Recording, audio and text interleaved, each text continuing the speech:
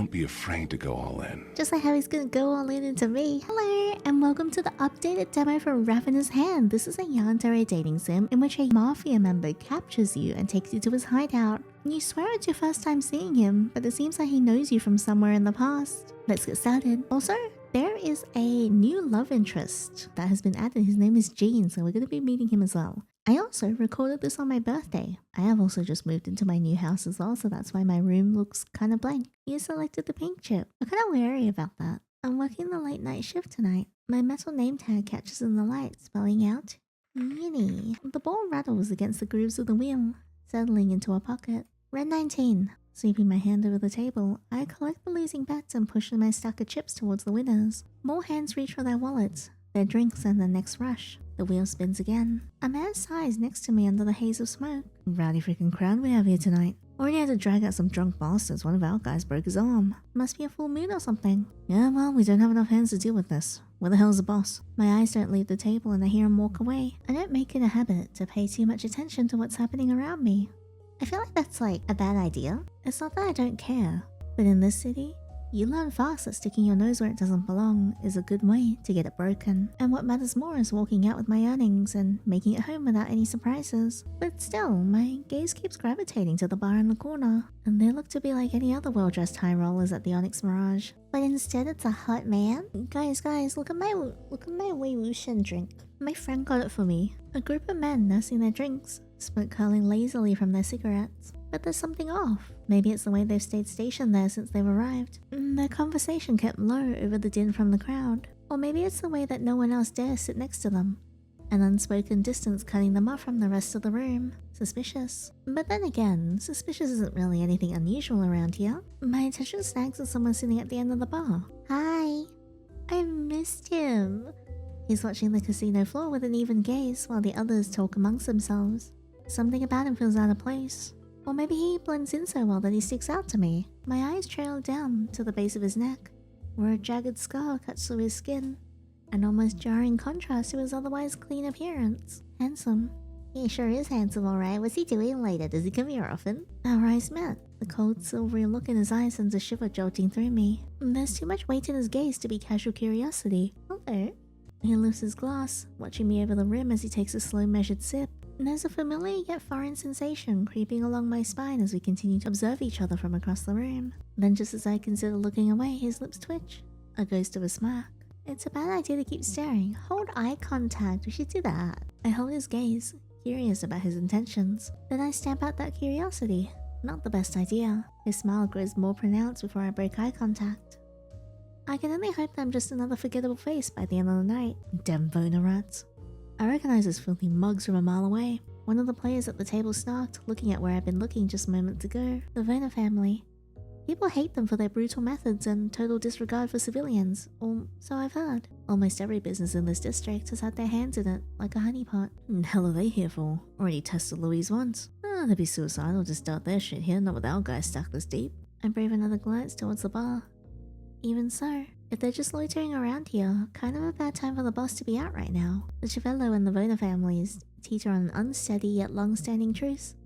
So them boldly entering Chivello territory, it doesn't bode well. I start to understand the tense atmosphere around them. No one's thrown them out yet because everyone's waiting for a damn reason, I guess. I rub a hand over my face, huffing a sigh. Sticking around like a sitting duck is way above my pay grade.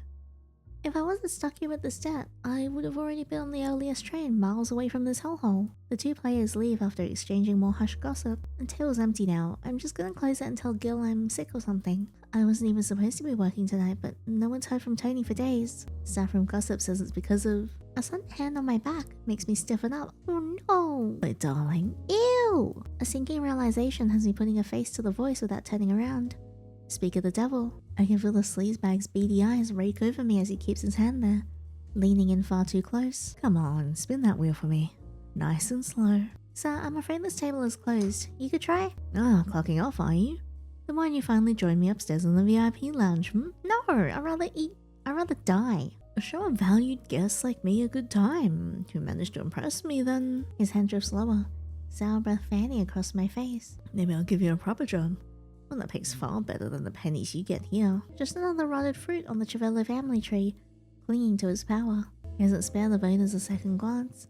too busy wrapped up in his hedonism to notice the tension brewing around us. I know what happens to people who take you up on that job offer. They disappear. And maybe Tony. Disappearing, enjoying a fresh start out of the city, it's all semantics, sweetheart. And I know you're desperate for cash. What the hell, you don't know that. He presses against me. Ick! Gross! Is that... Ew! The fist by my side twitches, itching to collide with flesh. But laying a hand on him would only end one way. Badly. Tell him to back off. Yeah! I think I'd rather make pennies here than catch whatever you've got. Now please get lost, sir. I swat his hand away in irritation, quickly clearing the chips from the table. You rude little... He moves as if he's about to lash out. Someone then snaps at us from across the floor. Hey, quit wasting time. We got a game waiting upstairs. The sleaze hesitates and throws me a twisted look. The kind only a perverted lunatic would have, like he's getting off on my rejections. We'll continue from when we left off later. Yuck. He's gone. Oh, no matter how many times I try to avoid him, he always finds a way to come back. Maybe we could get rid of him permanently? As long as they have the Chivello's family's backing, management turns a blind eye. Not for the first time, I curse my bottom rung standing in this gaudy shithole. Just as I start to move away, a cocktail waitress barrels past me, her tray tilting dangerously. Hey, watch it! The wine splashes across my arm and chest, soaking through the white fabric of my shirt. I stumble back, cursing under my breath, and the waitress glares at me. Maybe if you stopped whoring yourself out to the VIPs, you wouldn't be in my way. You're embarrassing yourself. Hey! She doesn't wait for a response, storming off briskly. I should start charging for all this unsolicited bullshit. I pinch my shirt with 2 fingers and inspect the stains spreading across my shirt and vest. This is gonna be annoying to wash. I was planning on changing out of this damn uniform anyway. Might as well lay low in the staff room for a bit. Out of sight from that bastard. After closing up the table, I turn into a secluded hallway and beeline it to the staff's changing room. I shove the key into the lock and I'm met with a predictably empty room. Everyone's still out on the floor. I open the locker with my clothes and peel off my dealer's vest. I've already undone the top buttons of my shirt when the door creaks open. Hello? The Vona man from the bar is suddenly behind me. Hey, you wanna do it? I stifle a gasp.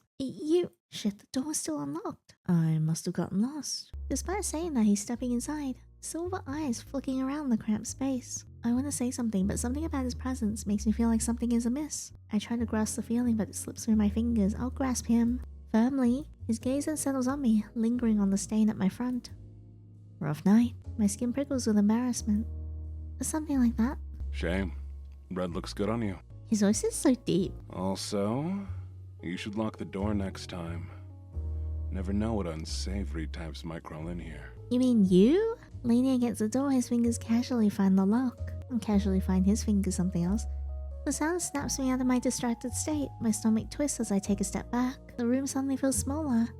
I remember the Vona family's less than stellar reputation, and a slow creeping unease settles in. Okay, what the hell's your deal, mister? He seems amused by my discomfort. Name's Riven. I absolutely didn't ask. Oh, relax. I'm just trying to ditch a couple shadows. You know how it is. I'm sure. Why? Never mind. I'm not getting involved with whatever this is. Good choice, Yandere. Guess it's just one of those nights. Do I just call it a night and head home like this? Will he even let me leave? At the bar? Why were you looking at me like that? We don't know each other, do we? I saw that. Strangely, a brief shadow passes over his face before smoothing into a smile. I simply noticed you. Though I think you were doing the same. Maybe, not like there was much else to look at. Gosh, I was hoping you said you couldn't take your eyes off me. Despite my best efforts to glare him into oblivion, Riven remains unfazed. Anyway, if you could give me directions to the nearest exit, I'll figure out my next move. Exits by the stairwell, down the hall to the left. Bye. I make a showing motion for emphasis. Before either of us can react, there's a loud crash from outside the door. What? I flinch as screams and gunshots echo from the distance. My mind floods with panic, heart pounding against my ribcage, just like how Riven's gonna be pounding me later. What the hell? Don't tell me. I suddenly notice Riven standing closer to me. By the stairwell, huh? His tone is still detached, conversational. Voice almost lost to the chaos happening outside. He fishes out a crumpled pack of cigarettes, taps one loose and slips it between his lips. Got a light I can borrow? Dove. More gunshots go off. More screams. He just stands over me, watching me in a silent, unnerving way. This is hardly the time to be smoking. That gaze. How did I not realize how eerie it was until now? I bolt to the door, all my instincts screaming at me to get away from him. But he easily grabs my arm, yanking me flush against his solid body. Now, why would you go and do that? Yandere, we're being kidnapped. Before I can register what's happening, something cold and damp presses against my face. I gasp, trying to pull away, but he holds on tighter, his gloved hands sliding against my cheek. My vision blurs, my thoughts slowing into a fog. No. Don't worry. We're going somewhere much better. Just the two of us. I don't want to go with you. My eyelids fall and everything goes dark. I stir, disoriented. My body feels like lead, and sharp needles prick at my skull. In the dim light, shadows swim in and out of focus. It takes me a few moments to realize that I feel warmth, an odd yet almost comforting sensation of being held by someone.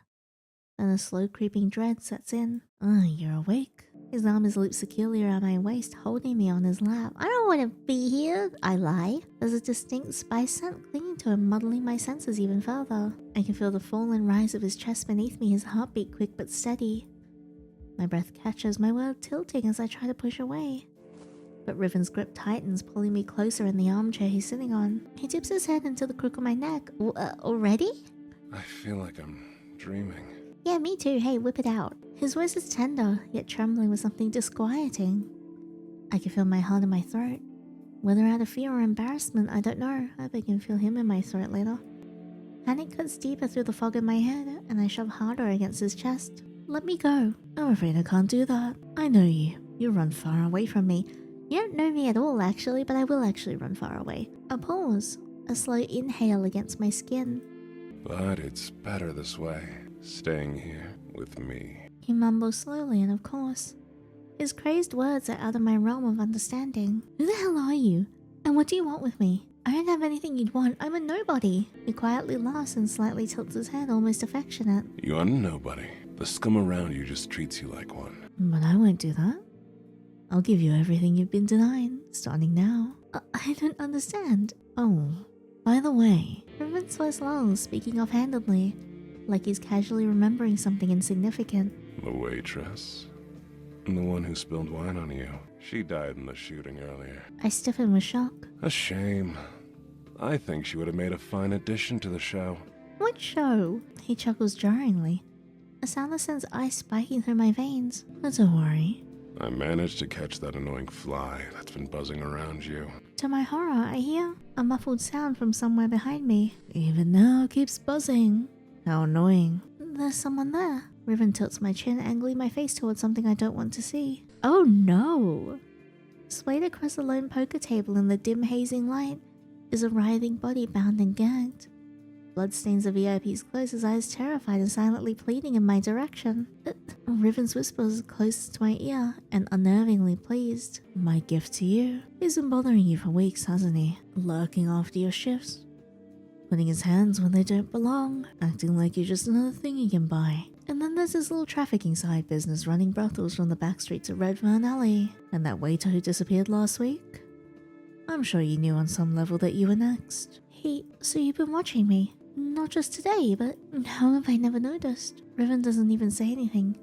Just lifts a hand and slowly threads his fingers through my hair. He watches my expressions the way someone might watch a rerun of a show, waiting for a moment that he knows is coming. Something cold then brushes against my fingers. I flinch, my nerves already frayed. It's a knife. Riven offers it to me, presses it against my damp palm. He nods towards the body on the table, an unspoken demand. Show that Chevello scum what it's like to be on the receiving end. Oh no. Maybe he deserves it, but heartbeat ramping up, I stare at the blade and imagine myself sliding it through the VIP's ribs. Maybe he deserves it, but I can't. I don't understand why you're doing this. And why can't you? You think this is about me? I don't need to kill him, but you do. Because even if you spare his life and pretend like none of this happened, you'll always know, won't you, that you had the chance to stop him and didn't. His lips curve into something unsettling. You wonder what he's doing the next time he preys on those defenseless against his status. The next time he thinks he's invincible. Because you let him live. I know you. I know you so well. This can't be real. This can't be happening. He's uttering nonsense. And yet in the next moment, we're standing in front of the poker table. I didn't even register how we got here. Just the crushing awareness of the knife in my hand. The scared wretch's eyes are quivering, waiting to see what I'll do. He looks smaller like this. His bravado stripped away, nothing more than a pathetic figure. If his gag were removed, he'd be groveling, bargaining, swearing up and down that he'd never do it again. Lies. The moment he was freed. I I'm sure he'd slink back to his business and wipe the tonight off his conscience like dust on a cuff. I flex my grip out of anger, then let it go slack. The situation is so muddling, like we're stringed up puppets in some twisted performance. Try and get a hold of myself. I try to find the words, but they feel trapped in my throat. Riven's grip is pressing, suffocating. His fingers folding over mine, locking them into place. It seems you keep clinging to the idea that you're better than this. I don't know how you survived without me here. I mean, perfectly fine. I stiffen as he guides my arm forward, the tip of the knife pressing against fabric, then against flesh. You should know a losing hand when you see one, dealer. When you hold the winning cards. The blade sinks and sinks deeper. The wet puncture of steel, a gurgled scream. Something warm spills over my fingers. I gasp. Don't be afraid to go all in. Just like how he's gonna go all in into me. Hehe. I gasp, my breathing shallow and panicked. You think this is hardly the time. I can't bear to look. He's already dead. I don't know how much time passes. Each stab a sickening echo that pulls me farther away from reality. But what feels even worse than holding the knife is a small part of me that feels an odd relief, even reluctant relish in the act. I mean, he did kind of deserve it. I wonder if somehow his delirium has seeped into me. A thick smell of iron fills the air. I feel like throwing up. Riven's low, breathy laughter wraps around me, much like the hand that's still wrapped around mine like a vice. Open your eyes. I want you to look at me and nothing else. Oh, do I have to? I probably should. I don't know why, but I do. You know why? Because you're super into it. Scarlet stains my vision in our joined hands. Riven's eyes glint feverishly, looking like madness itself. Oh, he's so pretty though. I love a man who's just stained in blood. Look at him. Wow. You're so beautiful like this, destroying and claiming. This is what happens to people who lay their hands on you. Only I can bear to witness this. I've been avoiding putting a name to this feeling. Maybe it's because he's been watching me for so long that I subconsciously feel like his presence, threaded into my awareness, is like a sick familiarity. But looking at Riven, his wild-eyed gaze, his praises tinged with insanity and desperation, reminds me of something else. Of rainy nights, of city alleyways, ink that stings, hazy memories that feel like they don't belong to me. It's uncomfortable and I don't understand it. He slowly relinquishes that grip, and the knife slips out of my slackened hold. It clatters to the ground. And then he's kissing me. What? Go along with it. Before I can think, before I can stop myself, my lips part against his. It happens so quickly, the lapse in judgment is inevitable. If he wants to play this game, then fine. Riven pushes me back against the table, painted with carnage, desperate in his movements. He kisses me like he's trying to pull something from me, swallowing the last ragged breath from my lungs. His grip is firm. His grip is firm and possessive, like he's staking a claim. And I hate that. I hate that he thinks he can corner me like this. So I grab his face, hard, and I take control, matching his intensity, then pushing past it, guiding his mouth over. I force him to dance to my rhythm. Heavier and hungrier teeth sinking where they find purchase. If he wants to consume me, he'll choke on his own greed first. And as suddenly as it started, he pulls away. A sharp gasp escapes me and we're both heaving for air. You're sick. I take a wobbly step back as Riven bites into his lip, a dull flush on his face. Is that your type? You were kissing me with such enthusiasm. I'm seeing so much red and I stay silent. My legs then give out and my knees meet the floor. Riven moves to help me up, but I don't budge. I can't. I can feel his sharp eyes drinking in my disheveled state, but I can't bring myself to look at him. Anger, confusion, and disbelief. The reality of the situation sinks in with a terrifying coldness. What happens now? You just made me kill someone. Someone with ties and connections. People who won't let go. To them, I sided with the enemy. I was already drowning in debt with the Chavellos, but now they want my head too. The brittle laugh that escapes me sounds like it belongs to someone else. If you're trying to ruin my freaking life, you're doing a damn good job. He kneels beside me. My dove. Is worrying too much. You think there's nowhere else to run to? His voice is almost soothing, if not for the madness coiling beneath it. Don't worry about the Chevellos. Don't worry about anything anymore. I'll take care of you. Hehe. We'll be together now, forever. I want more of an explanation as to how you know me. Suddenly, a memory rises to the surface unbidden. I don't remember much about the initial demo. I just remember I really liked it. The sky is a muted mush of color. Sunlight dawning on a face that I can't make out. Legs dangling from a dizzying drop. worn down loafers scuffing against the ledge. Hey, Yiddy. I finally scrunched up enough coin from our last run. What do you say we both leave this place? We can finally start chasing our dreams. I mean, that old badger barely pays attention to you anyway. And my pops can drink himself to death for all I care. It's reckless, sure, but like that's ever stopped ya. Come on, the city won't be so bad. We'll be together, won't we? My head hurts. And when did that... I startle when I feel a cool hand on my cheek. Does the thought please you so much that you're lost for words? I recoil from his touch. Hell no, I was just... Never mind. What will it take for you to leave me be? I don't need you to take care of me, and I sure as hell don't need us to be together. I've gotten by just fine without you. Without your cryptic words and goddamn mind games. So just... let me go. Name your price. But that won't do. Because what if the only thing I want is you? Your entire mind, body, soul. Weirdo? He hasn't moved closer. But the way he watches me feels just as smothering. Right, of course. How romantic. Is this the part where I'm supposed to swoon? You still don't get it. We're inevitable. No matter the circumstance, no matter the life we live. He stands up. When I look at you, I feel so many things that I can barely breathe. Is one of those things hard? These feelings that fester in my chest, you'll come to understand them. I'll make sure you do. I hear his footsteps fade, deliberate and unhurried, and then the unmistakable sound of a lock sliding into place. No, wait! I jolt upright on unsteady legs, but it's already too late. I pound on the door, fists aching, but nothing. He's gone. The silence presses in, save for the steady dripping of blood against the tile. The crime I didn't want to commit. Now my hands are stained too. Fear pins me in place. But it's anger and adrenaline that causes me to finally move. I need to get out of here. There has to be something here that can help me. Alright, time to look around. It is locked. Maybe there's a key around here, or something I can use to break the lock with. Search the corpse. Search the pockets. Try not to be sick, I search the pockets. Nothing useful. Let's grab the knife. I grasp the knife jutting out of him and tug. It slips out with more ease than I thought. What am I supposed to do with this? Search the table. I see 2 cards laid out on the table. What does this mean? 4 and 2. Okay. Don't do anything. We'll throw the chair. It's worth a shot. I pick up the chair and throw it against the door with all the strength I can muster. It splinters with a resounding crack. The leg broke off. But it did nothing to the door. Damn. I don't think this is useful. I open the drawers and dig through them.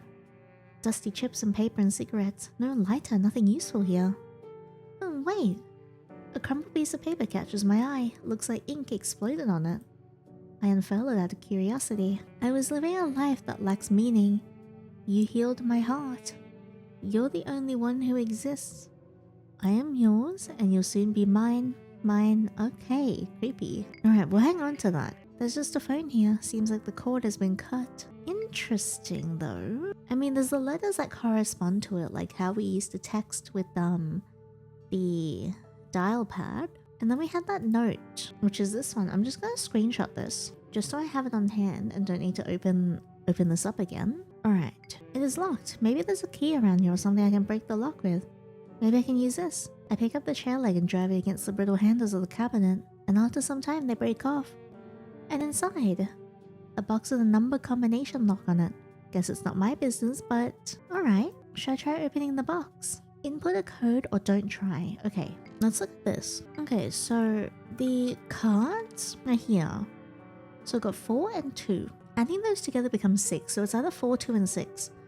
If we correspond it to the letter, which is this, second one is lax, fourth one is heart, and the 6th word is yours. So we're gonna look at lax, heart, and yours, which are all 5-letter words, and this is a 5-letter code. So if we look here, if we go with, I think the 2 most meaningful ones are heart, which is the 4th word, and yours, which is the 6th. So I'll try the 6th word first, which is going to be 9, 6, 8, 7, 7. I don't know if this is right. 9, 6, 8, 7, 7. The box clicks open. Oh. Yay, go Yiddy. Me when my brain works. And inside is, I'm sorry. What is this? Why would you lock a single scrap of paper in this box? It's vexing. And what's even more vexing is the longer I look at it, the more it feels like the ground is slipping out from under me. Oh no, I'm pretty speechless now, and the door doesn't have a handle. I can only attempt to push it again or kick it, but it doesn't budge. Something seems to be holding it shut from the outside. Wait. I slide the knife through the gap between the door and the frame and wiggle it around. It eventually scrapes something metal. Then to the left, a bolt that's holding me in. Ram the chair against the door. Wait, I could use this chair to ram it against the side where the bolt is. Not like there's a better option at my disposal. Bring the chair to the door, concentrating my force onto the left side. Eventually, I hear something heavy falls outside and the door gives in. It opened. Out we go. Shall I leave? Not yet. Let's see if there's anything I missed, but I don't have a lot of time. No, I'm pretty sure I've gotten everything. Alright, let's go. I finally get the hell out of here. I find myself in a narrow hallway. The place doesn't stir. Seems like Riven isn't here or hasn't noticed. And there's a front door. I don't waste another second. I throw the door open and don't look back. This seems like a bad idea. Damn, where am I? This looks like Silent Hill. And the water from the downpour sloshes around my ankles as I run.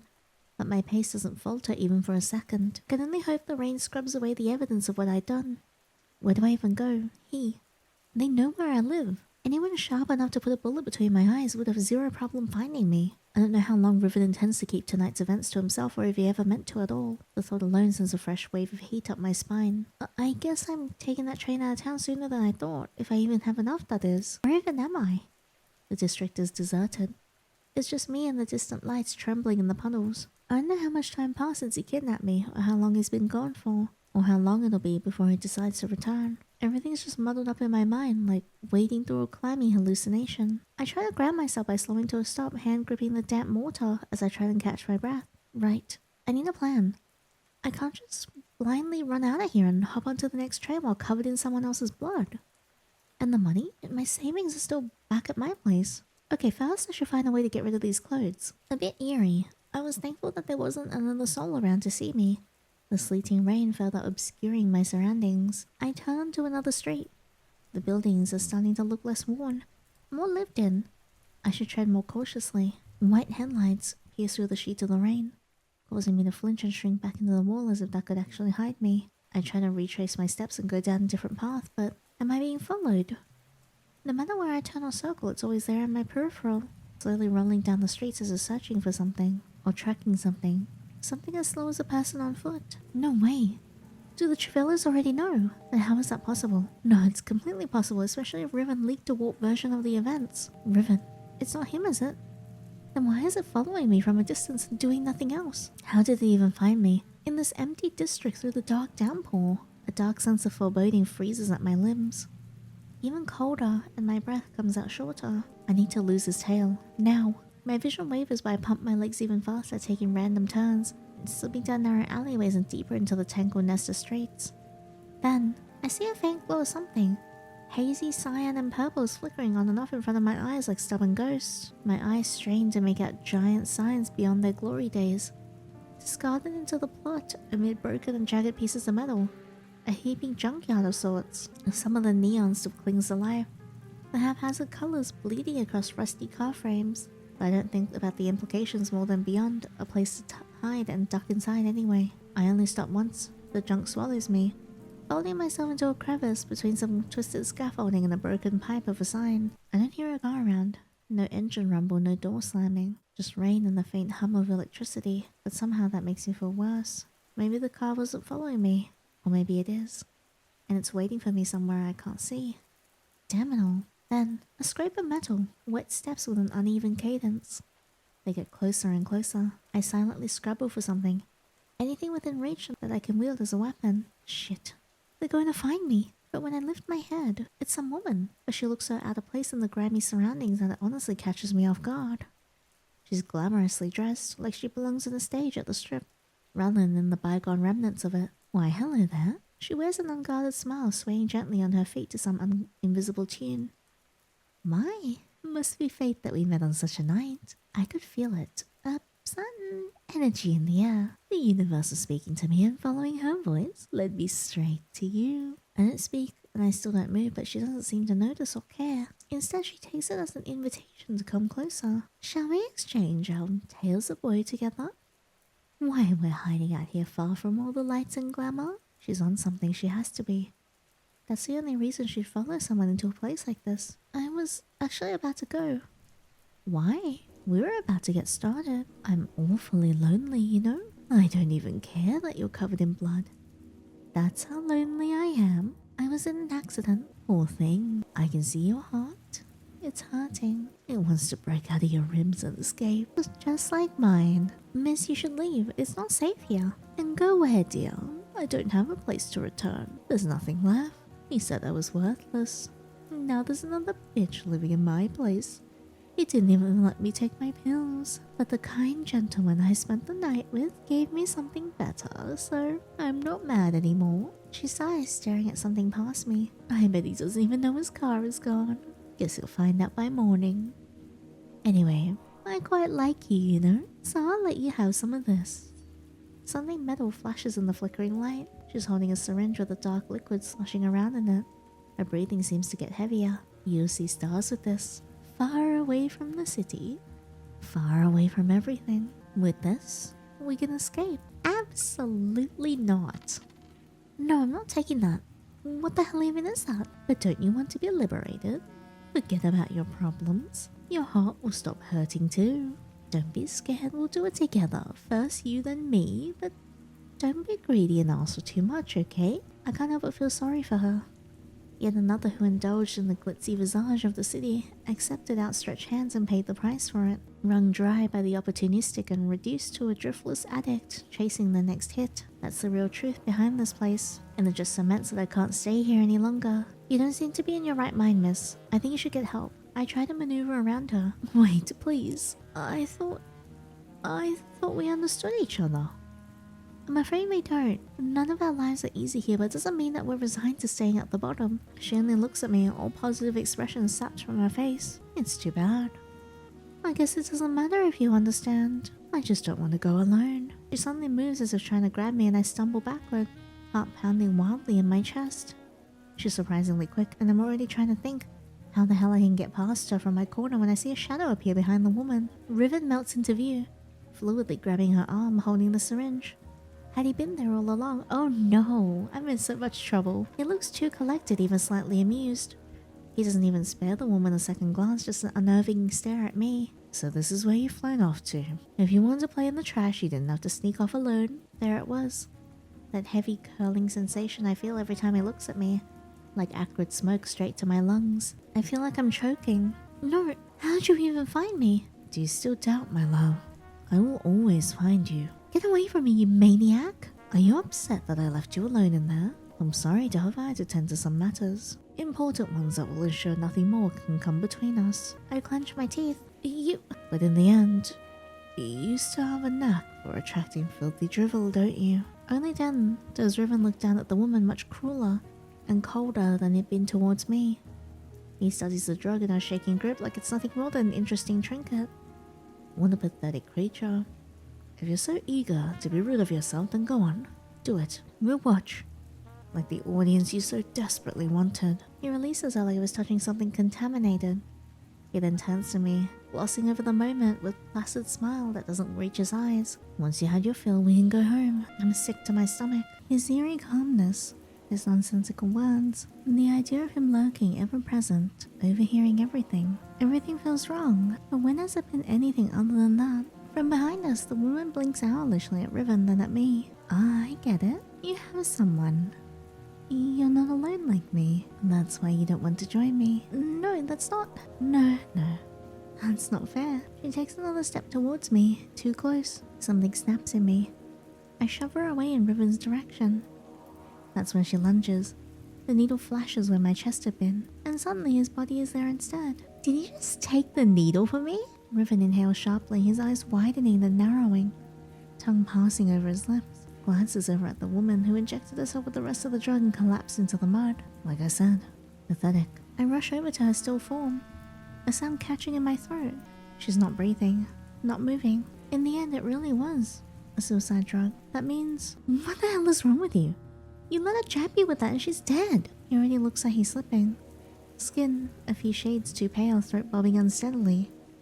And was that blood? He uses a hand to steady himself, half hunched against the wreckage. Okay, this So I know he is dying, but he looks great right now. Yet his eyes are still on me, pulling, unreadable. Like I'm still the only thing that matters, even if he's withering away. Isn't this what you wanted, you? You came to me so that I had to take it instead. You still doubt me.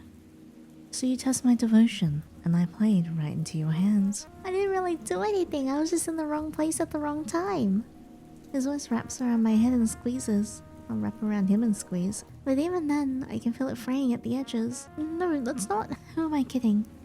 Of course your messed up brain would take it that way. I'd suffer any degree of pain for you, and this is nothing compared to what you put me through, Yandere. So don't act so surprised. His lashes flutter, his focus on me finally waning. Maybe it's the delirium settling in. He's starting to make even less sense. He's completely incapacitated. I feel like... We'll do this one. I can't leave him here. I could just leave him here.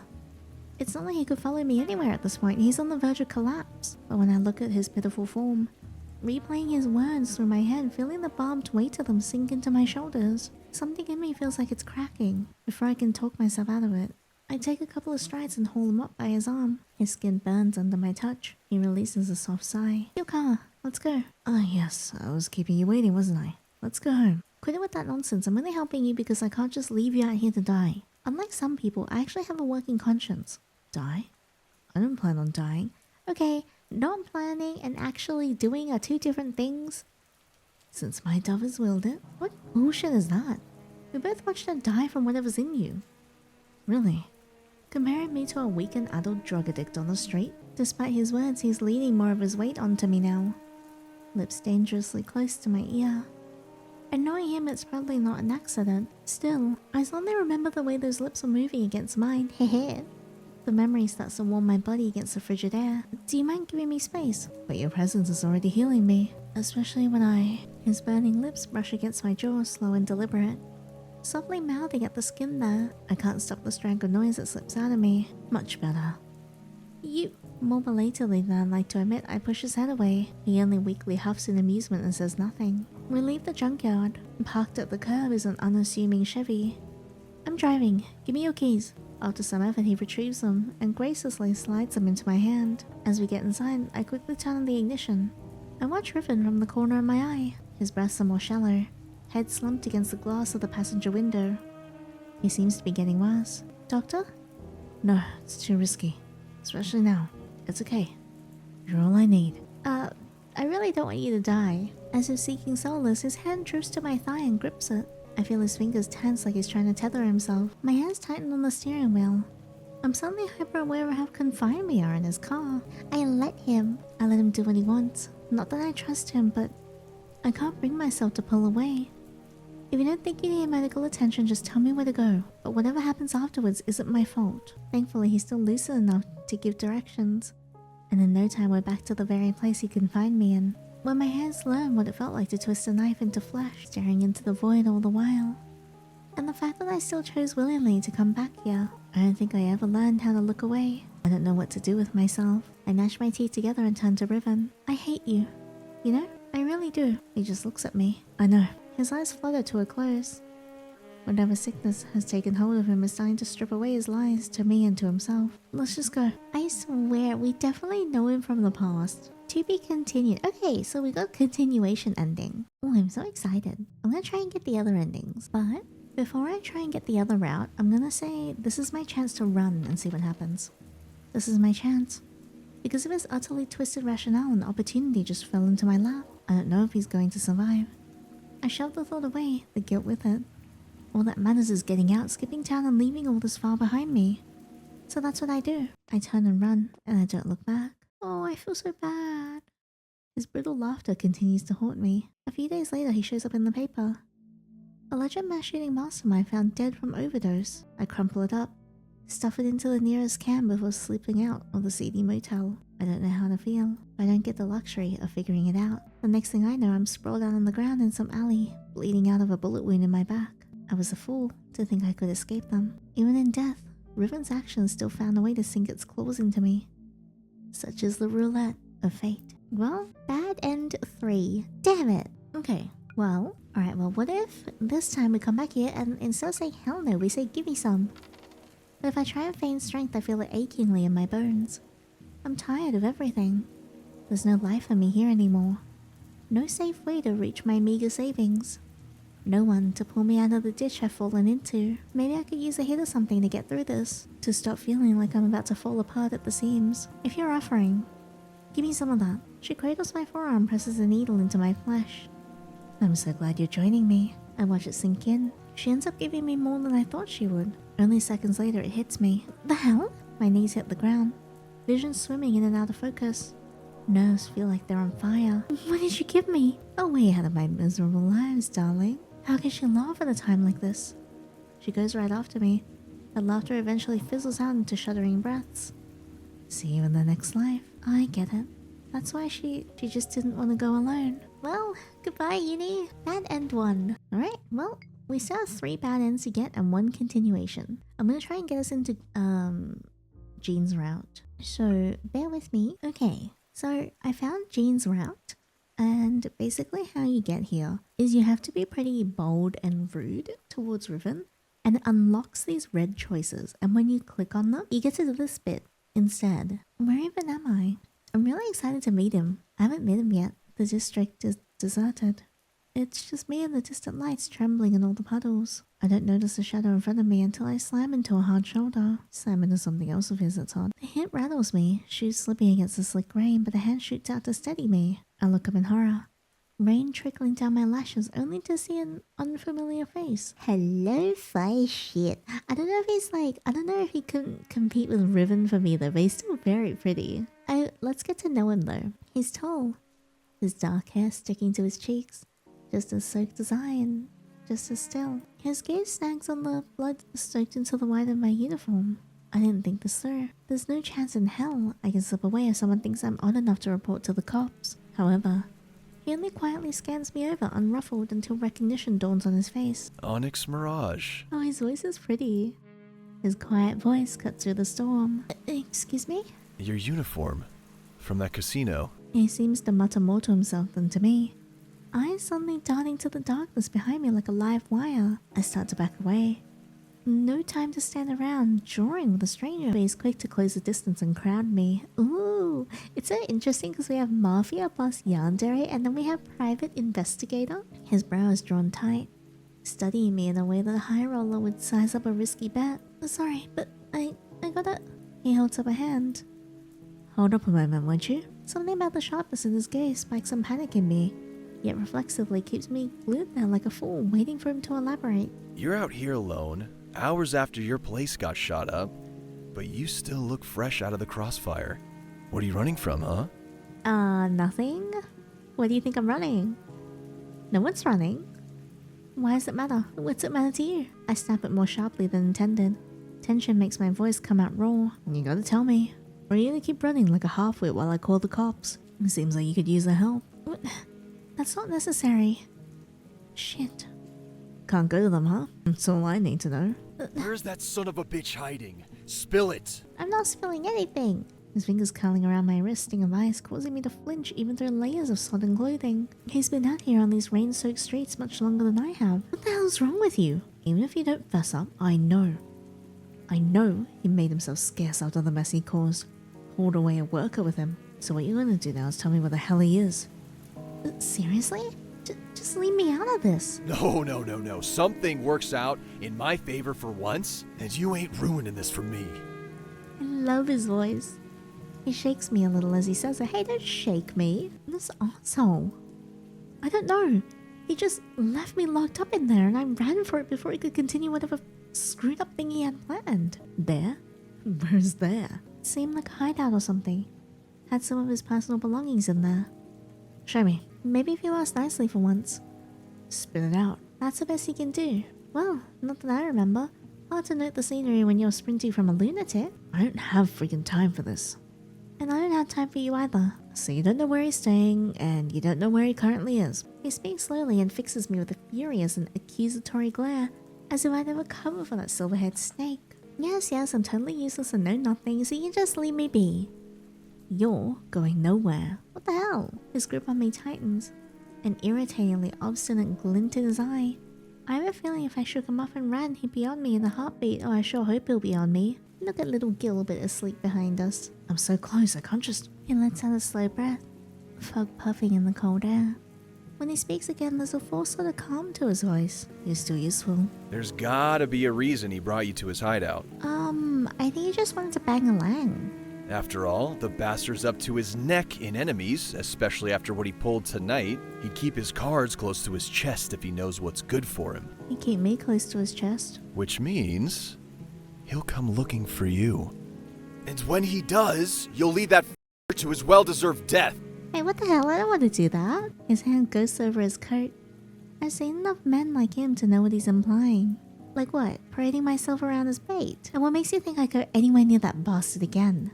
I will away the conjured image of steely grey boring into me, as if tracing away the contours of my very being, an occluded but hungry gaze that I couldn't decipher.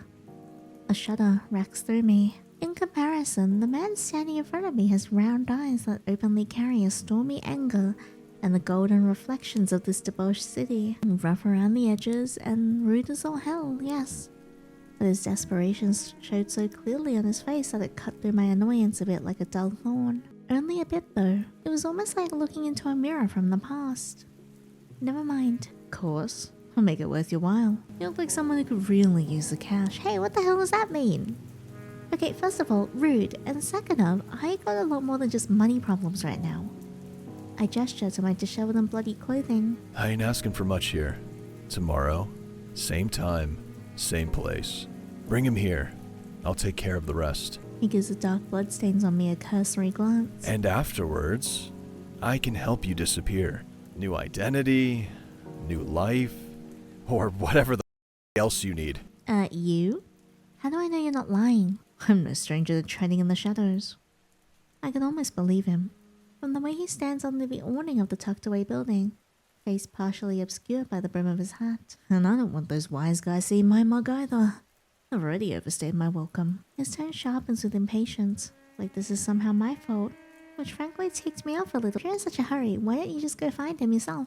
See him, shoot him, bam, done. You really think it's that easy in this huge freaking city crawling with the mob and their cop bitches? Yeah, right. If I had actual names and places instead of risking wandering around like a half-wit, then I wouldn't be wasting my time with you.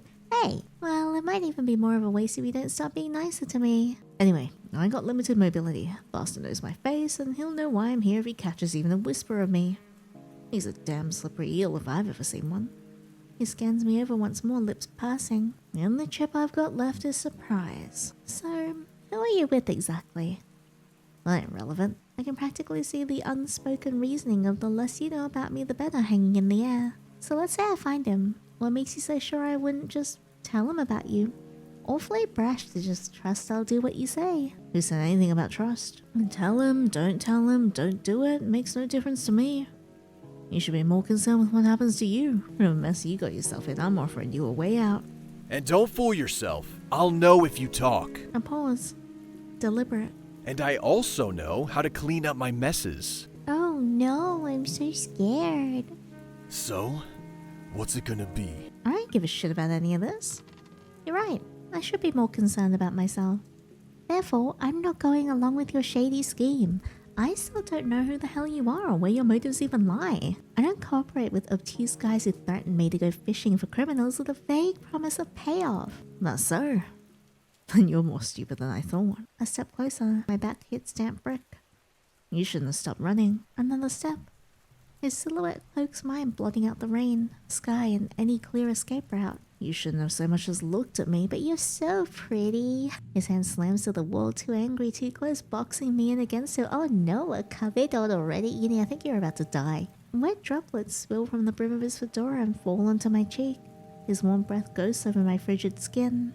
Because the moment you did, you gave me an opportunity. Did I now? And like a trance, I'm caught staring into the lashing void of his eyes. And hell, if I'd let any opportunity slip through my fingers like that. His hand slides down the wall, finding purchase at my neck as if to make a point. Well, at least buy me dinner first. His thumb presses down at my windpipe. Yay! With no small amount of force. Whoa! I don't think I should be that excited about this. You know, in a place like this, no one will care if you scream. Oh no. God damn it. I tried to let you off easy. Guess there's really only one way to get shit done around here. His hand starts to reach into his coat. Oh my god, taking his clothes off already? I don't think that's what he's doing. Stand your ground. Go on, Yinny, stand your ground. My hand quickly slips between the folds of his overcoat, dipping into the front of his waistband. Whoa! Haha! My fingers find and immediately curl around the smooth metal concealed under his belt. He goes rigid. Got you. Maybe you should have tried a little harder to convince me. You! His grip snaps down over mine, but the pistol's already in my hands. I wrestle with his hold as I try to draw it free, slowly dragging it up against his abdomen inch by inch. He flinches despite himself just enough. As I finally manage to get a proper grip on the gun, pressing the side of the barrel into him. Looks like your guard slipped. Shut the f up. This isn't a game. Click. I should be the one telling you that. I wouldn't try anything if I were you. I will use this. There's a hot flash of anger, surprise, and a smidge of unrestrained fear, but not only that. Something else is tangled up in his gaze. Is he horny? His voice comes out slightly hoarse. Drop the damn gun. Hell no. You're about to use this on me. You're a pain. You know that? I am. Jaw clenching, throat bobbing, his teeth worrying his lip. He looks at me like he'd love nothing more than to put me in my place. Oh my god, he should so totally do that. And oh, he tries to. Tightens his callous grip over mine, tries to rip it out of my hands. Bang. Oh, okay. Well, I didn't actually want to shoot. He immediately puts distance between us, cradling the tear on his coat sleeve. A dark streak across the fabric. Seems like the bullet barely grazed him. Are you fucking crazy? What the hell? You're about to shoot me. Damn. Sorry. I mean, I want to. I was trying to aim for his leg, but this works too. There's definitely less fire and more unadulterated wariness in his gaze now. Like his idea of me is currently being pulled apart and reconstructed in his head. I didn't think that he'd be this thrown off. Seeing this rattled, flustered side. Yeah. That part of him I don't mind at all, at least. I suppose it's my turn to give demands now. You said you've been laying low, right? I could really use that right now. Take me to where you're staying. And maybe you can have this back. Just kidding. This is probably the better move. Find a safe spot. Try not to look like a walking crime scene and get the hell out of here. Speaking of that, and give me your coat, won't you? I can't walk around like this. Well, eyes flicking down to the gun, he silently shrugs off his coat. Nothing to say? You're pretty talkative back there. Don't test me. You better watch your freaking back. Sure. Just lead the way. He gives me a spiteful look, jaw still clenched in pain and what's really anger at being had by a mere civilian. He pushes off the wall and trudges past me anyway. I'm a little surprised that he's just giving in. Maybe he's done wasting energy, or maybe he's waiting for me to slip. Or maybe he still thinks there's value in keeping me around. Not like I'd have even agreed to go along with his plan. We start out our trek through the grimy, rain-slicked maze of streets, sticking to the side roads and alleys that aren't touched by lampposts or vehicles. Eventually, after enough needling, he snaps out his name like it pains him. Jean. Honestly, I'd only asked out of half curiosity and half boredom. And the rain had let up, and the sky was starting to lighten into an indigo by the time we reached an apparent destination. A dusty hardware store, tucked among some tired-looking buildings, sitting right where the pavement started giving way to desert. It gives me the creeps. I heard rumors of the boss's men dragging out guys into the sands, never to be seen again. Well, guess he's not my boss anymore. It still hasn't fully sunk in that I'm technically on the run. Come on, place doesn't get looked at much. But this is a store. Are you doing some shopping? Jean doesn't answer, already through the door. I walk faster to catch up to him. I barely have time to look around before Jean grabs my arm, pulling me deeper into the store and into what looks like a storage space. He tugs at the row of empty storage shelves in the back and it swings open, revealing an even smaller room. Not bad. Place was built to store liquor back then. But the guy who runs this joint owes me one, so I've been hiding out here. I step inside the room, tugging at my collar, while still eyeing Jean warily. The air is silent between us. Charged. He holds out his hand and crooks a finger. So, you gonna give me my damn pistol back or what? Wow, you really believed me. No, but f me for pretending like you had even a semblance of decency. Yeah, I sure will. You alright? But hey, I'm not the one that threatened me first. After heaving his deep sigh, he goes to the corner of the room and throws his things on the table, flinching in pain. Seriously. I can't deal with this right now. If you shoot me in my sleep, I'll kill you. Relax, I'm not a monster. You ain't a freaking saint either. Neither are you. Funny, I was just about to say the same about you. Yeah, I can't say it suits me anymore. So if you're not as daft as you look, quit playing with fire and give me the gun. Well, I'll think about it. He turns away, seeming to be done with this conversation. So, any clothes around here I can steal? Do I look like a damn department store? I just shrugged, deciding to leave him alone. After poking around in the dark store, my hands land on stiff canvas, Heavy-duty workwear, not pretty, but it'll do. I make quick work of changing and discarding my blood-tattered casino uniform in some dumpster outside. How symbolic. Oh, I almost forgot. I still have Jean's coat. I lift the collar without thinking. The smell of rain still lingers, but underneath there's something sharper. Like iron and whiskey and something vaguely bittersweet that has been inhaling just a little deeper before pulling away in mild embarrassment. I rub the tear in the sleeve between my fingers and think about the bullet wound Jean must be sporting. I think he had it coming. Hope it gives him something to think about before trying me again.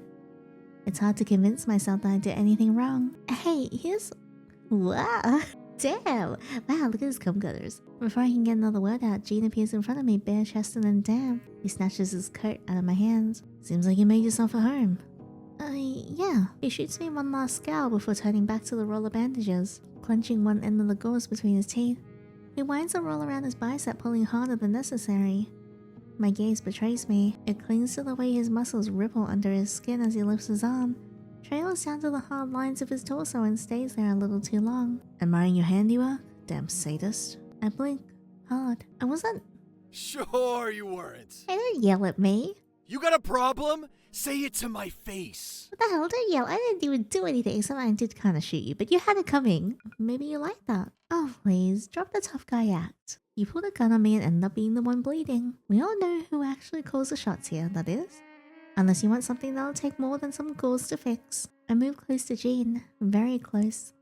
His muscles tense like a coil ready to spring. You act like this all pisses you off, but it's obvious that you like this. When control begins to slip out of your hands. The struggle, the push and pull. But in the end, what you so desperately need is to lose and be completely at my mercy. Wow, damn. What?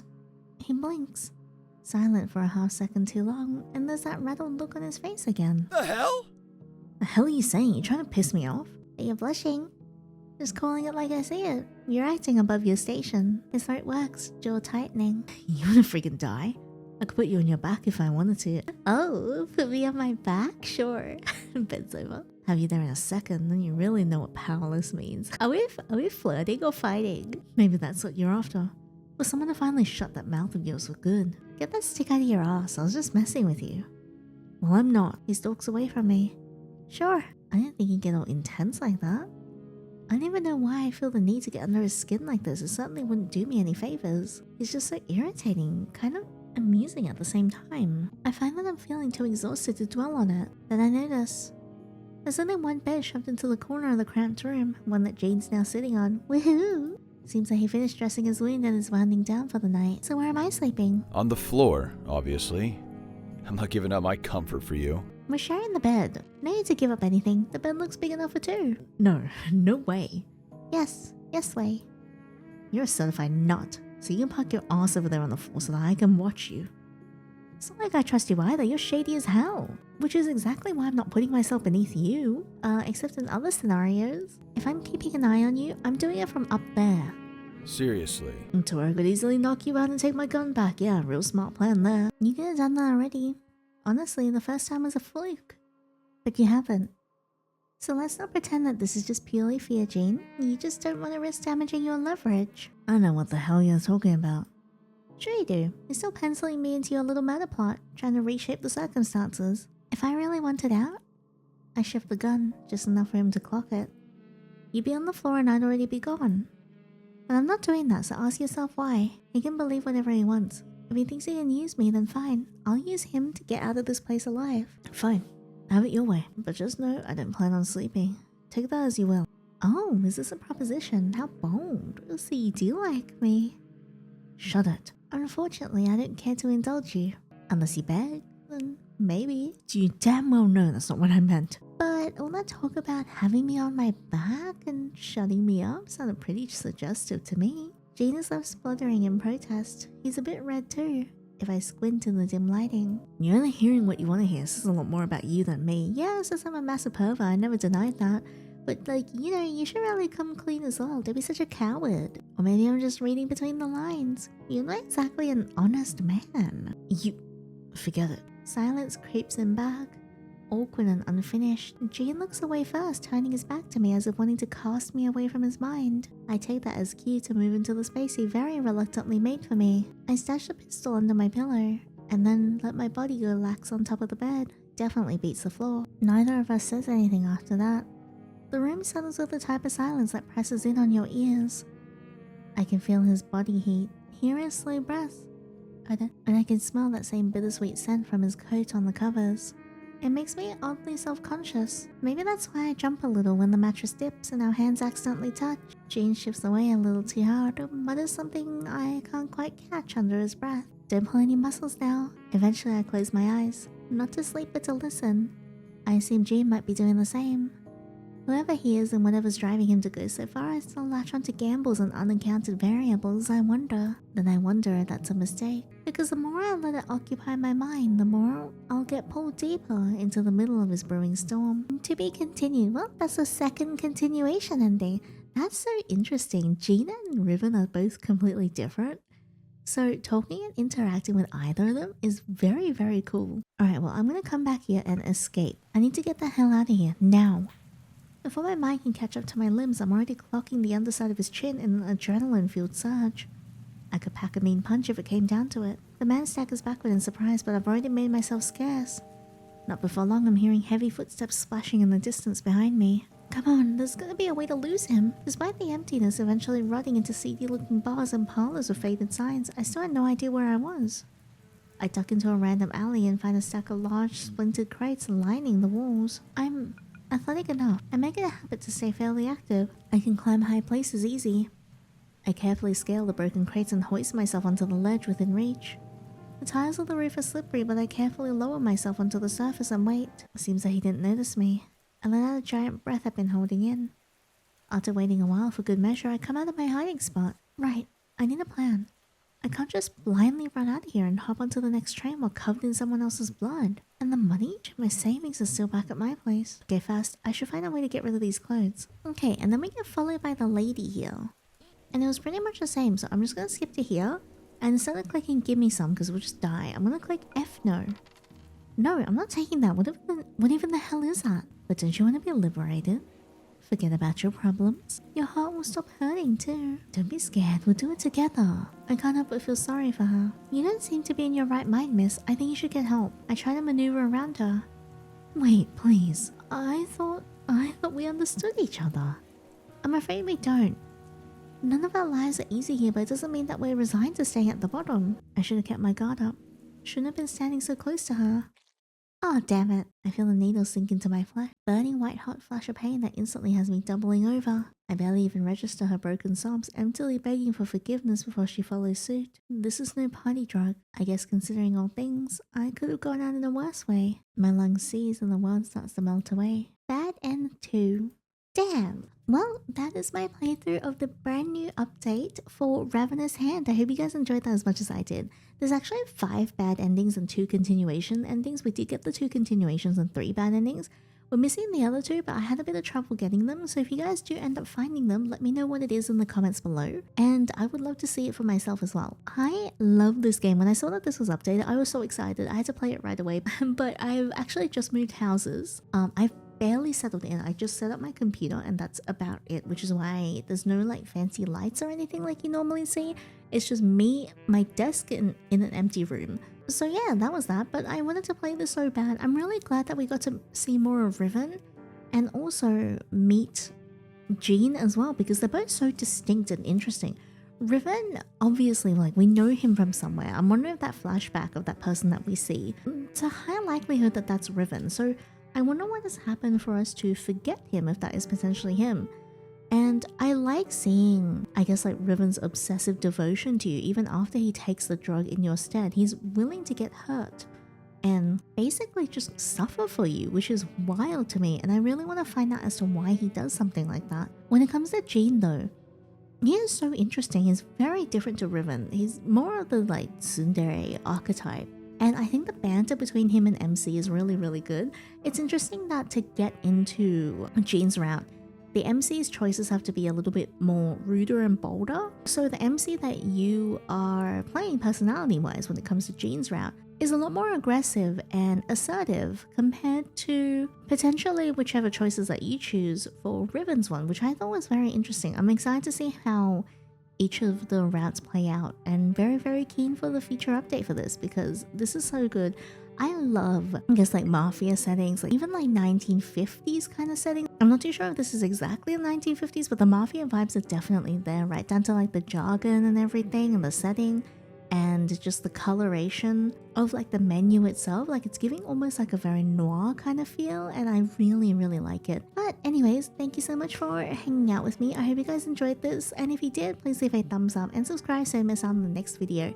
If you would like to check out the demo for yourself and support the developer, link is in the description box below. And if you would like to support my channel, the link to my Patreon is in the description box below as well. Supporting is not mandatory, just very, very appreciated. But thank you so much again, and until next time, take care.